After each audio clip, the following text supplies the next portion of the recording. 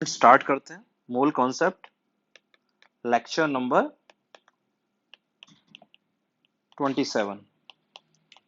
ठीक है बेटा, लेक्चर नंबर 27 स्टार्ट कर रहे हैं हम लोग। लास्ट टाइम पे हम लोगों ने क्या पढ़ा था? मोलैरिटी और मोलैलिटी। मोलैलिटी का फॉर्मूला आया था, मोलैलिटी का फॉर्मूला मैं वापस लिख रहा हूँ। Number of moles of solute divided by weight of solvent in KG. Solute के मोल्स डिवाइडेड बाय सॉल्वेंट का वेट किस में? केजी में। यही किसका फॉर्मूला था बेटा? अपना मोलैलिटी का।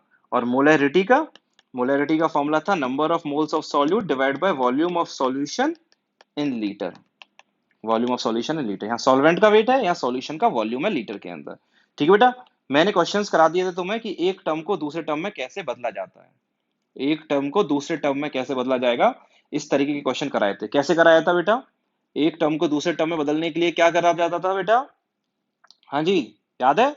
मैंने क्या बताया था तुम्हें? मैं वापस रिवाइज करा रहा हूं कल की बात, कि जब भी कभी एक टर्म को, जैसे मान लिया इस मोलैलिटी को, मोलैरिटी में कन्वर्ट करना है। ठीक है, तो ये, इसको तुम वन मान लो और आगे बढ़ जाओ। और अगर ये दे रखा है और ये बनाना है, तो इसे वन मान लो और आगे बढ़ जाओ। तो जो भी गिवन है उसके डिनोमिनेटर में जो भी आ रहा है, अगर ये गिवन है तो इसे वन मान लो, ये गिवन है तो इसे वन मान लो। ठीक है, और आगे बढ़ जाओ, क्वेश्चंस हो जाते हैं। मोलैरिटी और मोलैलिटी एक दूसरे में बड़े आसानी से कन्वर्ट हो जाती है। ध्यान रखोगे? चलो हम लोग अब क्या करते हैं, हम लोग स्टार्ट करते हैं। मैं एक क्वेश्चन और करा रहा हूं। डायरेक्टली हम लोग ना मोलैरिटी को और मोलैलिटी में कन्वर्ट किया जा सकता है बिना उस मेथड के। एक फॉर्मूला ड्राइव करा रहा हूं, लेकिन एडवाइस यही रहेगी कि उस फॉर्मूले को यूज ना किया करो। जो बेसिक से मैंने क्वेश्चंस करे हैं अब तक, वही यूज किया करो। तो मैं एक क्वेश्चन और करा रहा हूं तुमको। derive a relation between derive a relation between molarity and molality. Derive a relation between molarity and molality for a solution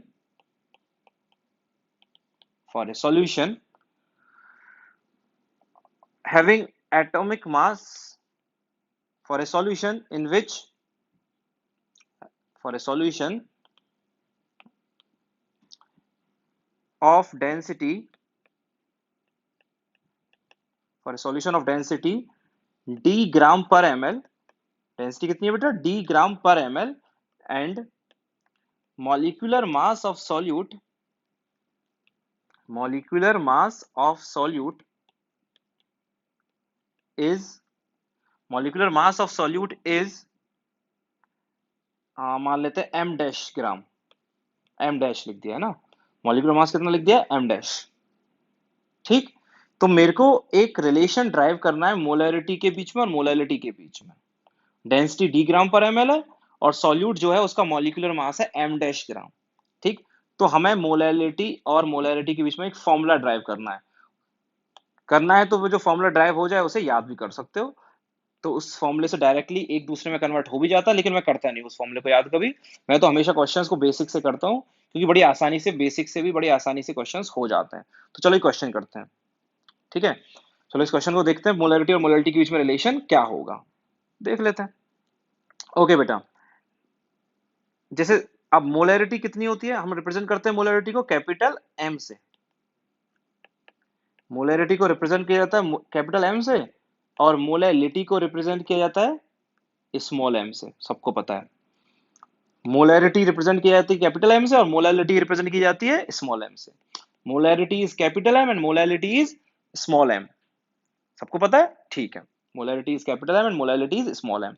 ठीक है बेटा, तो अब हम लोग क्या करेंगे, अगर सॉल्यूशन की मोलैरिटी कैपिटल एम है, मैं मोलैरिटी का फॉर्मूला लिख रहा हूं बेटा। Molarity capital M is equal to number of moles of solute divided by volume of solution in litre. Molarity का फॉर्मूला क्या है? सबको आता है। मोलैरिटी का फॉर्मूला होता है number of moles of solute divided by volume of solution in litre. अब मैं आगे कहां से बढ़ूंगा?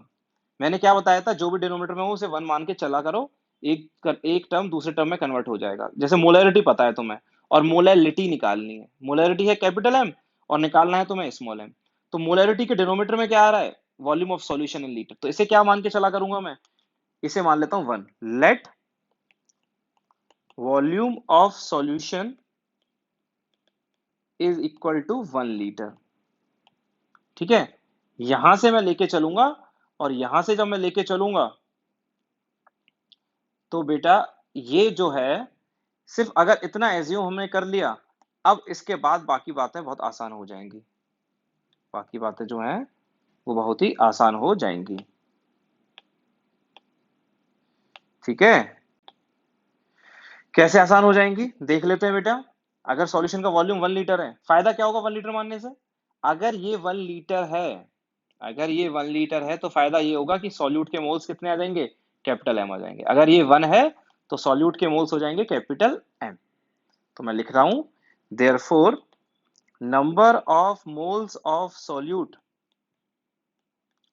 Is equal to capital M. सही है ना? हाँ जी, बोलो। अगर ये 1 है तो सॉल्यूट के मोल्स कैपिटल एम के बराबर हो जाएंगे, तो वही लिखा है मैंने, number of moles of solute is equal to capital M. ठीक बेटा, तो सॉल्यूट के मोल्स आ जाएंगे कैपिटल एम के बराबर। ठीक है, अब ये सोचो, अगर सॉल्यूट के मोल्स आ गए तो क्या मास आ सकता है? बिल्कुल आ सकता है, क्यों नहीं आ सकता। मास ऑफ सॉल्यूट कैसे आएगा, नंबर ऑफ मोल्स है capital M into molar mass है एम डैश, तो ये आ गया। अरे बेटा मोल्स कैसे निकालते हैं, मोल्स निकालते हैं मास अपॉन मोलर मास। तो मास कैसे निकालेंगे, मास निकालते हैं मोल्स इंटू मोलर मास। जब मोल्स निकालते हैं given mass upon molecular mass, तो मास कैसे निकालेंगे, मोल्स इंटू मोलर मास। तो मास आ गया मोल्स इंटू मोलर मास। मोल्स कितने हैं, ये रहे मोल्स हैं कैपिटल एम सॉल्यूट के, और मोलर मास ये रहा, मोल्स ये रहे सॉल्यूट के और मोलर मास ये रहा, दोनों को मल्टीप्लाई कर दिया एम इंटू एम डैश, आ गया ना एम इंटू एम डैश। ठीक, दूसरी बात, ये सॉल्यूशन का क्या है, वॉल्यूम, 1 लीटर यानी 1000 ml सॉल्यूशन का वॉल्यूम, और ये क्या है सॉल्यूशन की डेंसिटी। सॉल्यूशन का वॉल्यूम भी है, सॉल्यूशन की डेंसिटी भी है, तो क्या आ जाएगा, सॉल्यूशन का मास आ जाएगा। मास ऑफ सॉल्यूशन, हाँ बेटा लो, सॉल्यूशन का मास कितना आ जाएगा, फॉर्मूला क्या होता है, डेंसिटी इंटू वॉल्यूम।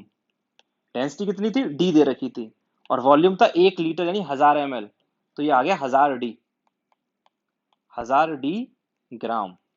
सही है नहीं है? हाँ बेटा, सॉल्यूशन का मास निकालना है, सॉल्यूशन का मास कैसे निकालते हो, डेंसिटी इंटू वॉल्यूम। डेंसिटी कितनी गिवन है, ये रही डी, और वॉल्यूम कितना है सॉल्यूशन का, 1000 ml, 1 लीटर नहीं 1000 ml, तो 1000 और डी का क्या कर देंगे, मल्टीप्लाई कर देंगे, तो कितना आ गया, 1000 डी ग्राम आ गया। ठीक है, ये किसका मास है, सॉल्यूशन का, ये किसका मास है, सॉल्यूट का, ये सॉल्यूशन का है और ये सॉल्यूट का है, इसका मतलब किसका मास आ जाएगा बेटा, ये तो सॉल्यूशन का है, मतलब इसमें सॉल्यूट भी आ गया सॉल्वेंट भी आ गया, और ये अकेला सॉल्यूट का है, तो सॉल्वेंट का निकालने के लिए इसमें से इसको क्या कर देंगे, माइनस कर देंगे। देयरफॉर मास ऑफ सॉल्वेंट, तो सॉल्वेंट का मास निकालने के लिए सॉल्यूशन के मास में से सॉल्यूट के मास को माइनस कर देंगे। थोड़ा अच्छे से लिख देता हूं, सॉल्यूशन का मास है 1000 डी माइनस, और सॉल्यूट का मास है m इंटू एम डैश, ये आ गया सॉल्वेंट का मास ग्राम में। क्लियर है? सॉल्यूशन के मास में से सॉल्यूट के मास को माइनस कर दिया तो सॉल्वेंट का मास आ गया, हो गया सवाल अपना आप। Therefore molality is equal to, formula लिख देता हूं सबसे पहले तो मैं, molality is equal to number of moles of solute divided by weight of solvent, किसमें, वो भी केजी में, सबको पता होगा। मोलैलिटी का फॉर्मूला क्या होता है बेटा, मोलैलिटी का फॉर्मूला होता है सॉल्यूट के मोल्स डिवाइड बाय सॉल्वेंट का वेट केजी में, सॉल्वेंट का वेट दिख रहा है ये ग्राम में, लेकिन केजी में बदल जाएगा। देयरफॉर, देयरफॉर मैं इसको, molality is equal to, solute के मोल्स कहीं दिख रहे हैं क्या भाई लोग, सॉल्यूट के मोल्स दिख रहे हैं क्या, हाँ जी सर दिख रहे हैं, कहाँ हैं सॉल्यूट के मोल्स, कहाँ हैं कहाँ हैं कहाँ हैं कहाँ हैं, ये रहे सॉल्यूट के मोल्स है कैपिटल एम, तो सॉल्यूट के मोल्स हो गए capital M divided by, solute के मोल्स हो गए capital M divided by solvent का वेट केजी में, सॉल्वेंट का वेट दिख रहा है केजी में, हाँ दिख रहा है, कहाँ है कहाँ है कहाँ है कहाँ है, ये रहा बेटा, ये तो ग्राम में है, किसमें है, ग्राम में। चाहिए था केजी में, तो कौन सी आफत आ जाएगी, आ तो जाएगा ही ना। जब 1000d minus m into M dash into 10⁻³ सही है क्या? 10⁻³ क्यों किया? क्योंकि ये ग्राम में था, सॉल्वेंट का मास ग्राम में था, चाहिए किलोग्राम में था। तो ग्राम में अगर था तो किलोग्राम में बदलने के लिए किससे डिवाइड कर दो, 1000 से डिवाइड कर दो या मल्टीप्लाई कर दो 10⁻³ से, ये ऊपर जाएगा 10⁻³ अरे भैया सही है ना। ग्राम को किलोग्राम में बदलने के लिए 10⁻³ से मल्टीप्लाई कर दिया, और ये 10⁻³ जब ऊपर जाएगा तो 1000 बन जाएगा, 10⁻+3 हो जाएगा। तो फॉर्मूला क्या आ गया?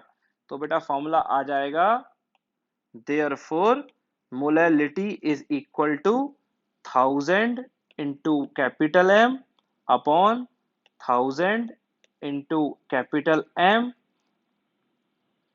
sorry 1000 into D minus M into M dash.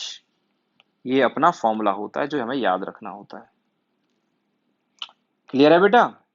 Molality is equal to 1000 into molarity divide by 1000 into density minus molarity into molecular mass of solute. ठीक है, यहां पर सारे टर्म क्या क्या है? स्मॉल m क्या रिप्रेजेंट कर रहा है बेटा? मोलैरिटी। कैपिटल M क्या रिप्रेजेंट कर रहा है बेटा? गलत लिख दिया ना? हाँ बिल्कुल गलत लिख दिया सर। स्मॉल m क्या रिप्रेजेंट कर रहा है बेटा? स्मॉल m रिप्रेजेंट कर रहा है क्या? मोलैलिटी। कैपिटल M क्या रिप्रेजेंट कर रहा है बच्चा लोग? कैपिटल M रिप्रेजेंट कर रहा है मोलैरिटी। स्मॉल है मोलैलिटी, कैपिटल है मोलैरिटी, और ये D क्या रिप्रेजेंट कर रहा है बेटा लोग? D है अपना डेंसिटी। D है अपनी डेंसिटी किसकी? सॉल्यूशन की। डेंसिटी ऑफ सॉल्यूशन किसमें? ग्राम पर ml में। और बेटा ये m डैश क्या रिप्रेजेंट कर रहा है यहां पर? m डैश क्या रिप्रेजेंट कर रहा है बच्चा लोग? m डैश रिप्रेजेंट कर रहा है मॉलिक्यूलर मास किसका? सॉल्यूट का।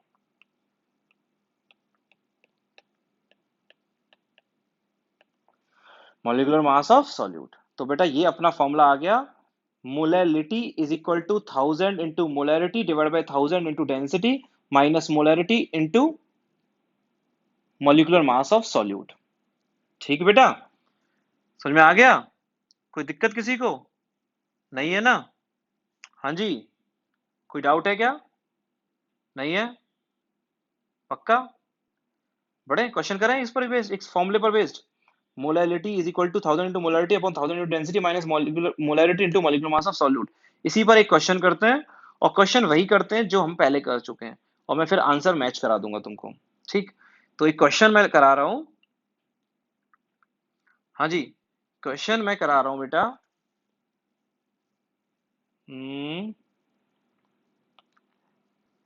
Calculate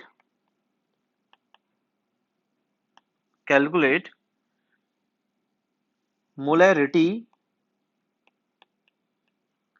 of semi molal solution of NaOH if density of solution is 2 ग्राम पर ml। ठीक है, ये अपना क्वेश्चन है, ये हमें सॉल्व करना है।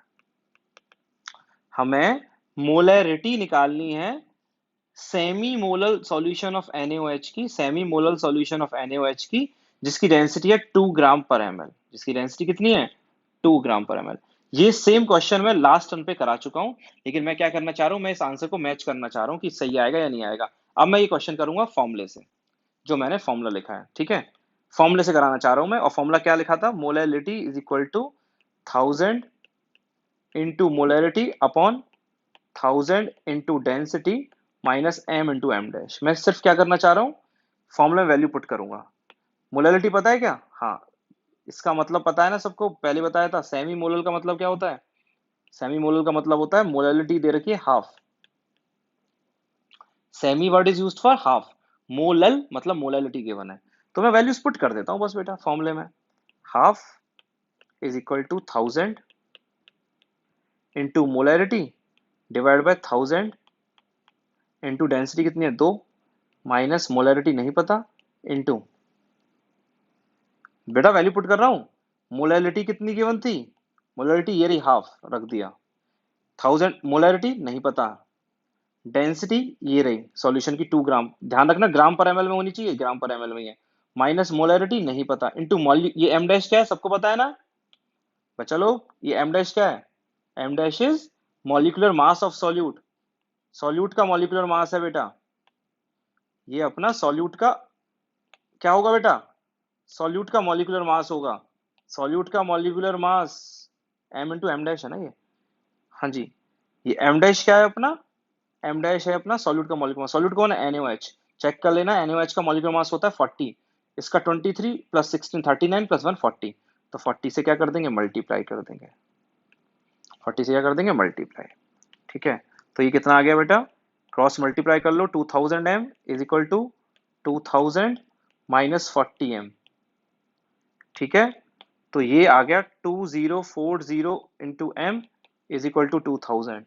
तो यहां से मोलैरिटी आ गई 2000 अपॉन 2040। जीरो से जीरो चला गया, 100 अपॉन 102, 50 अपॉन 51। मोलैरिटी जो आई है वो आई है अपनी 50 अपॉन 51। कितनी मोलैरिटी आई है बेटा? 50 अपॉन 51। यही क्वेश्चन मैंने पिछले टर्न पे भी कराया था। तुम चाहो तो उस आंसर को मैच कर लेना, 50 अपॉन 51 ही आया होगा। लास्ट टर्न पे यही सेम सवाल कराया था। बस मैं तुम्हें बताना चाह रहा हूँ कि भाई चाहे फॉर्मूले से कर लो चाहे वहां से कर लो, आंसर क्या आने वाला है? सेम आने वाला है। यहाँ कितना आंसर आ रहा है? 50 अपॉन 51 आ रहा है। तो वहां पर भी आंसर यही आएगा, 50 अपॉन 51। क्लियर है? तो ये अपनी बातें हो गई। 5 कॉन्सेंट्रेशन के टर्म हो गए, percent W/W, percent W/V, percent V/V, molarity और मोलैलिटी। आगे बढ़ते हैं हम लोग। 5 कॉन्सेंट्रेशन का टर्म हो गए। छठवां कॉन्सेंट्रेशन का टर्म है अपना, सिक्स्थ कॉन्सेंट्रेशन का टर्म है P, या शॉर्ट फॉर्म में क्यों लिखना, फुल फॉर्म ही लिख देता हूं पहले। पार्ट्स पर मिलियन। पार्ट्स पर मिलियन जिसे बोलते हैं शॉर्ट फॉर्म में ppm। क्या बोलते हैं? ppm बोलते हैं, पार्ट्स पर मिलियन। ठीक है, ये क्या होता है बेटा? ppm। ppm होता है बेटा, ppm is equal to, ppm is equal to parts of solute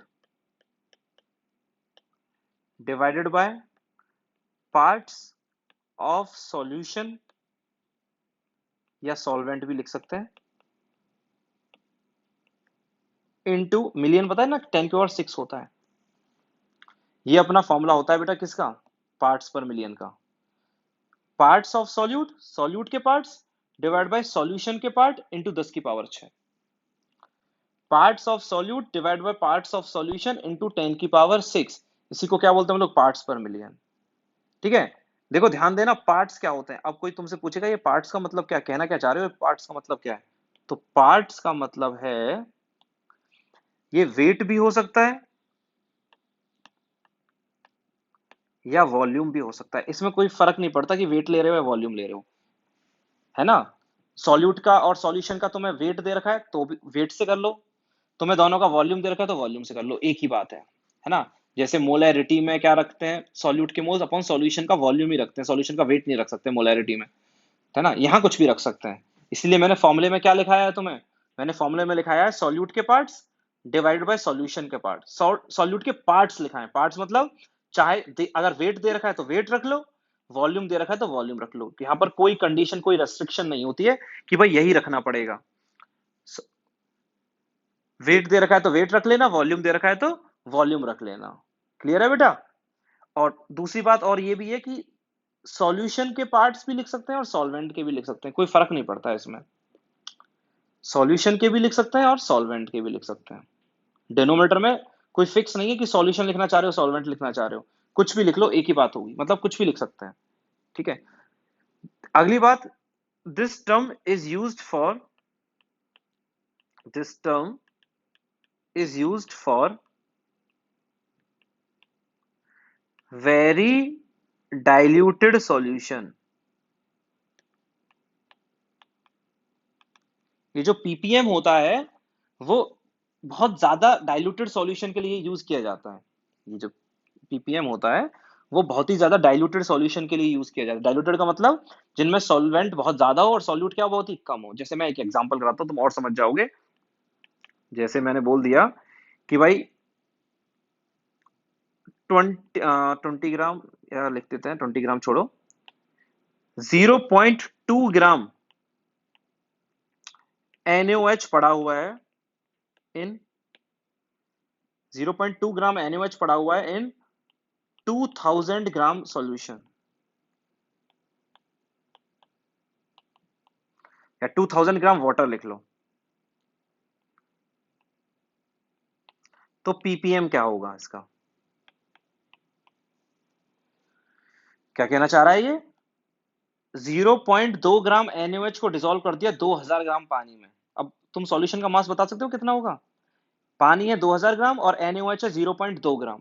पानी है 2000 ग्राम और NaOH है 0.2 ग्राम, तो सॉल्यूशन कितनी हो गई? 2000 और 0.2 ऐड कर दो। लेकिन ये खुद सोचो, जब 2000 में 0.2 जोड़ोगे तो क्या कितना सा फर्क पड़ जाएगा? कुछ नहीं, 2000.2 आएगा। सॉल्यूशन बहुत ज्यादा डाइल्यूटेड है। पानी तो 2000 ग्राम है लेकिन NaOH सिर्फ कितना सा है? 0.2 ग्राम है। ठीक है, तो इसका पीपीएम निकालना है तो निकाल लेंगे, कौन सी बड़ी बात है। तो पीपीएम इज इक्वल टू क्या आ जाएगा? पार्ट्स ऑफ सॉल्यूट, सॉल्यूट कितना है? 0.2 gram, divided by parts of solution लिख लो चाहे तो, चाहे सॉल्वेंट लिख लो, एक ही बात है। तुम्हें यहाँ किसका पार्ट दे रखे हैं? ये तुम्हें दे रखे हैं पानी का मास दे रखा है। तुम चाहो कि भाई तुम कहोगे यार सॉल्यूशन का ही मास लिखना है, नहीं, सॉल्वेंट का भी लिख सकते हो। क्यों? क्योंकि सॉल्यूशन का लिखने जाओगे तो 2000 में 0.2 को जोड़ना पड़ेगा, कितना सा फर्क पड़ जाएगा? 2000 ग्राम, एक तो 2000 है ग्राम है और एक 2000.2 ग्राम है, क्या फर्क पड़ने वाला है? इतना सही तो है। पानी बहुत ही ज्यादा है, 2000 ग्राम है, तो इसे 2000 भी लिख सकते हो। मतलब कहने का मतलब ये है, मैं इस सवाल से तुम्हें ये समझाना चाह रहा हूं कि इस पीपीएम में कोई रेस्ट्रिक्शन नहीं होती है कि सॉल्वेंट लिखना है या सॉल्यूशन लिखना है। ऊपर तो सॉल्यूट के पार्ट लिखने हैं, डिनोमीटर में चाहे सॉल्यूशन लिख लो चाहे सॉल्वेंट लिख लो, एक ही बात पड़ती है। ठीक है, 2000 लिखोगे या 2000.2 लिखोगे तो एक ही बात है। लेकिन ये नहीं है कि अगर 2000 है और ये ऐसा नहीं करेगा वो कि भाई 2000 ग्राम दे दे और सॉल्यूट दे दे 500 ग्राम, तो फिर तो गड़बड़ हो जाएगी। क्योंकि 2000 ग्राम सॉल में 500 ग्राम कम नहीं होता, 2000 ग्राम में तुम 500 ग्राम मिलाओगे तो ये डाइल्यूटेड नहीं है। ठीक है, तो ये ऐसा कोई कॉन्ट्राडिक्टरी सवाल देगा नहीं वो, ऐसा ही कुछ देगा, सॉल्वेंट बहुत ज्यादा देगा सॉल्यूट बहुत कम देगा। अगर ये 2000 ग्राम सॉल्यूशन दी जाती तो 2000 लिख देते, 2000 ग्राम पानी दिया है तो भी 2000 ग्राम ही लिख दिया है। ठीक है, इंटू क्या? इंटू 10 की पावर 6, इंटू 10 की पावर 6, तो कितना आ जाएगा? ये 100 आ जाएगा।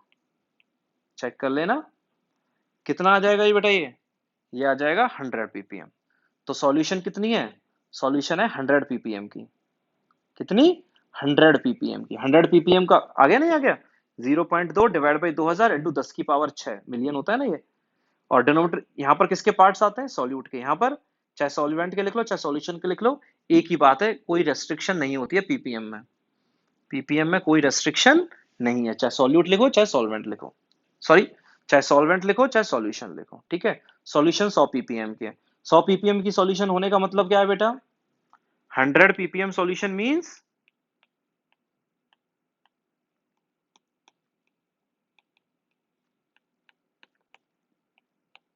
इसका मतलब क्या है बेटा? 100 ppm of solution means 100 ppm solution of NH means कि पर 10 raised to the power 6 gram of solution 100 gram of NaOH is present।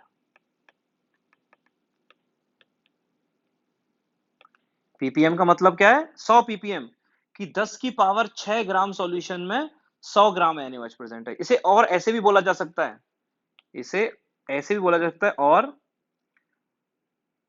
in 10 raised to the power 6 ml of solution 6 ml of solution, 100 ml NaOH is present. मैं 100 ppm का मतलब समझा रहा हूं तुम्हें। 100 ppm का मतलब है कि 10 की पावर 6 ग्राम सॉल्यूशन में 100 ग्राम सॉल्यूट होगा, या दूसरे तरीके से बोले 10 की पावर 6 ml सॉल्यूशन में 100 ml NaOH होगा। ml भी के साथ भी बातें कर सकते हैं, ग्राम के साथ भी बातें कर सकते हैं। क्यों? क्योंकि यहाँ कोई फिक्स नहीं होता कि भाई ग्राम ही लेना है या ml लेना है, ग्राम लेना है या ml लेना है, या कुछ भी लिया जा सकता है। ml भी ले सकते हो तुम और ग्राम भी ले सकते हो। 100 ppm का मतलब 10 की पावर 6 ग्राम, मतलब 1 मिलियन सॉल्यूशन में, 1 मिलियन ग्राम सॉल्यूशन में, 1 मिलियन ml सॉल्यूशन में 100 ग्राम सॉल्यूट या 100 ml सॉल्यूट होता है। ठीक है, तो ये अगला हो गया अपना क्या, पार्ट्स पर मिलियन। जो टर्म यूज किया जाता है किसके लिए, ये टर्म यूज किया जाता है बहुत ही ज्यादा डाइल्यूटेड सॉल्यूशन के लिए। किसके लिए? बहुत ही ज्यादा डाइल्यूटेड सॉल्यूशन के लिए। ठीक है, एक और कॉन्सेंट्रेशन का टर्म हम लोग आज पढ़ रहे हैं, अपना सिक्स नहीं, सेवंथ हो जाएगा शायद। ये कौन सा था? सिक्स था, तो आज अगला है सेवंथ। सेवंथ है अपना मोल फ्रैक्शन। सेवंथ अपना है मोल फ्रैक्शन। हाँ जी बेटा, मोल फ्रैक्शन ये क्या होता है बेटा? जैसे सिंपल सी बात है, एक कंटेनर है, एक कंटेनर है, उस कंटेनर में, उस कंटेनर में 3 सब्सटेंसेस हैं बेटा, एक ए, एक बी और एक सी। इसके 2 मोल हैं, इसके 3 मोल हैं और इसके 5 मोल हैं। ठीक है, मोल फ्रैक्शन को मैं रिप्रेजेंट करूंगा बेटा एक्स से। ठीक है, तो यहां पे एक्स ए जो आएगा वो आएगा 2/10। एक्स ए का मतलब है मोल फ्रैक्शन ऑफ ए का मोल फ्रैक्शन। एक्स बी का मतलब है बी का मोल फ्रैक्शन। एक्स सी का मतलब है सी का मोल फ्रैक्शन। एक्स ए मतलब ए का मोल फ्रैक्शन, एक्स बी का मतलब बी का मोल फ्रैक्शन, और एक्स सी का मतलब सी का मोल फ्रैक्शन। मतलब क्या है, कैसे निकालते हैं मोल फ्रैक्शन? खुद के मोल्स अपॉन टोटल मोल्स। जैसे ए का मोल, एक कंटेनर के अंदर 3 चीजें हैं, एक ए है, एक बी है और एक सी है। एक कंटेनर के अंदर अगर 3 चीजें हैं, तो अगर मोल फ्रैक्शन मेरे को निकालना है तो मोल फ्रैक्शन का फॉर्मूला होता है खुद के मोल्स अपॉन टोटल मोल्स। तो ए के कितने? 2। टोटल कितने? 2 + 3 + 5। जोड़ के देख लेना, 2 + 3 + 5 10 आएंगे। बी का मोल फ्रैक्शन सिमिलरली कैसे निकालोगे? बी के moles 3 divide by total moles 10। सी के कैसे निकालोगे? सी के moles 5 divide by total moles 10। तो ये हो गया सी का मोल फ्रैक्शन। तो फॉर्मूला क्या हो गया बेटा मोल फ्रैक्शन का? हाँ जी, therefore mole fraction of any substance is equal to moles of that substance